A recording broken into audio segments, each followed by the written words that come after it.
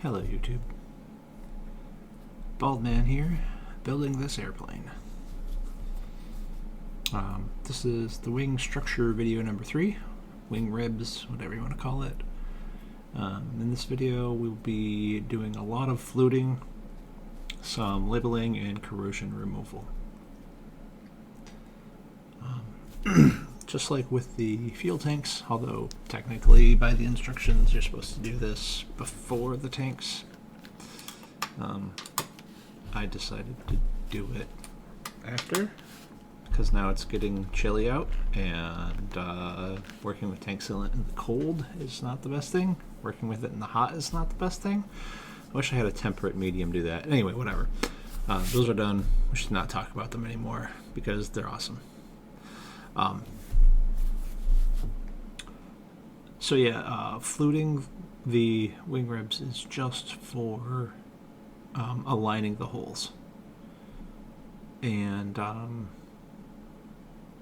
anywhere that the metal rib is bent along a curved, not surface, but I guess technically it's around a curved surface, but anywhere it's bent on a curve, it's going to be slightly uneven, so you flute those to get the holes to line up with one another.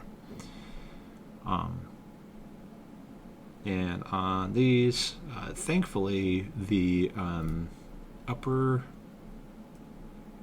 trailing edge flange was completely flat on all of them, so it didn't require any fluting. I did double check them just to be sure, but it looks like that portion of the wing, the trailing edge on the upper side, is actually quite flat. So every one of them didn't require fluting, but every other flange and every other rib did require fluting, so it was something like 800 fluting operations, assuming that I didn't have to undo and redo anything, which there did some. Sometimes it is. It's just, undo, redo. Fluting is a slight art form, I guess. You get used to it, but I tell you what, after doing 800, it was probably I would guess I had to undo and redo just a few, here and there.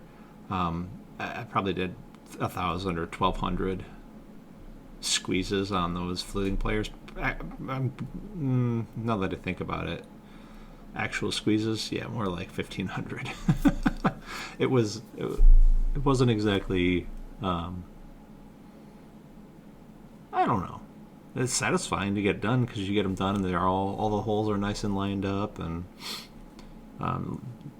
it's gonna align with the skin really nicely. So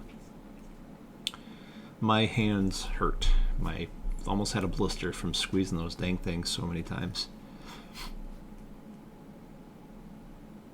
Can't wait to do all the dimples. Thankfully, I think I'm going to do one wing at a time. No, I think I'm going to do, I don't know, they're weird. You do the bottoms and you do the bottom dimples before you do the top dimples. I think it's because of the way you've got to use the top as a jig to align something. So anyway, another thing that I did, and I'm probably going to start doing that really shortly here after I've flute these last two ribs, is I looked at the isometric drawings of how the ribs are laid out, because in many cases, or in all cases, they are oriented with the flanges either inboard or outboard, and it's just a matter of which, because you've got 6 of one set of ribs, 2 of one set of ribs, and then whatever the rest are. So 22 of another kind of rib. I'm sorry, 20 of another kind of rib. So they're all very similar to one another. And I went through and I looked at the drawings and I said, all right, so let's just label these now for what they'll be used for later. And I just labeled them left 1, left 2, as in fuselage going outboard to the tip. 1, 2, 3, all the way out to 14, right 1 through 14. And that way I had an index of where each rib was going to be used, and then I had a stack of left and I had a stack of right.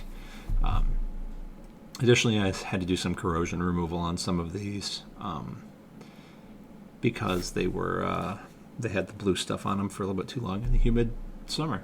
So, all right, that's it for this one. Come back next time, and I'm guessing we're probably going to do some final drilling. See ya.